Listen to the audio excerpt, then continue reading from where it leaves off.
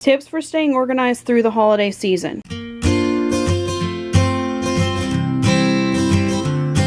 Numbers 1 and 2 are actually together because they're similar, but they're also separate points. Number 1 is every day through the month of November, I try to take 10 to 15 minutes to declutter, because my brain, especially during the holidays, goes into this declutter mode of trying to clear out anything that we don't need in our house to prep for the holiday season, to make it easier to clean for the holidays and to get ready for the Christmas season coming up. I mean, we don't do a lot of like materialistic gifts for our family anyways, but it's still in my mindset of before the holidays need to declutter. So I try to set aside 10 to 15 minutes every single day, and sometimes I will even take my planner and I'll write out, like, on Monday I'm going to declutter clothes, on Tuesday I'm going to declutter toys, Wednesday I'm going to declutter the spice cabinet, or Thursday do the fridge and throw out all the, expired food or anything that got shoved in the back of the fridge on accident that needs thrown out, stuff like that. So I'll do it slowly. Number 2 is I try to get my donations taken off as quickly as possible so that they don't just keep building up in my house. For me, this is super easy because we have a donation center at a mission house that we have at our church where you can donate things, and you can just drop it off whenever you need to. So whenever I go to church, I just try to build in an extra 15 minutes into my day to make sure that I can unload my vehicle and still get to where I need to go on time. Number 3 is a detailed meal calendar. On my meal calendars, especially through the holidays, I'm not talking just dinners. I'm talking about planning out every single breakfast, every single lunch, snacks, just snacks in general, not like, Monday's this snack, Tuesday's that, but snacks in general, and dinners. And then on days that I want to do dessert, I specify dessert so that we're not eating too many desserts through the holidays leading up to the holiday days, like Thanksgiving, Christmas Day, Christmas Eve, you know what I mean.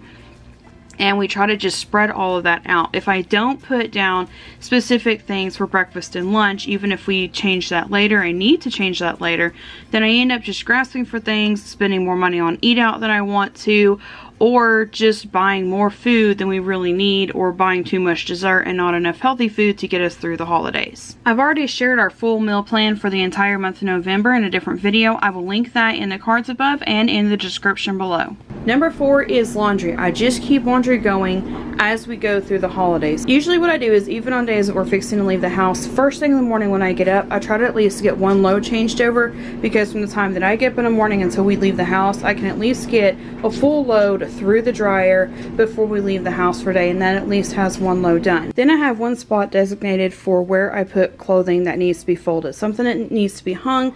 If I'm folding the laundry at a time when the kids are already in bed, I just spread it out here and I leave it to where I can fold it later or hang it up later. And then I have the folded laundry here with extra hangers here, and then I will fold everybody's laundry and then spread it out, and when they wake up they can put it up. If I'm doing it during the day, I usually set it in baskets for them to pick up later in the day to take to their own room. Number 5 is having a week by week budget. So for privacy, I am actually not going to show my actual budget on screen, but what I'm going to show you is my planner, because as you can see, I've got some fall stickers and some Christmas stickers, and this is where I do plan some things out. I'm not going to put in here and show you like what bills we pay when and where and all that, because again, I just feel like that's privacy.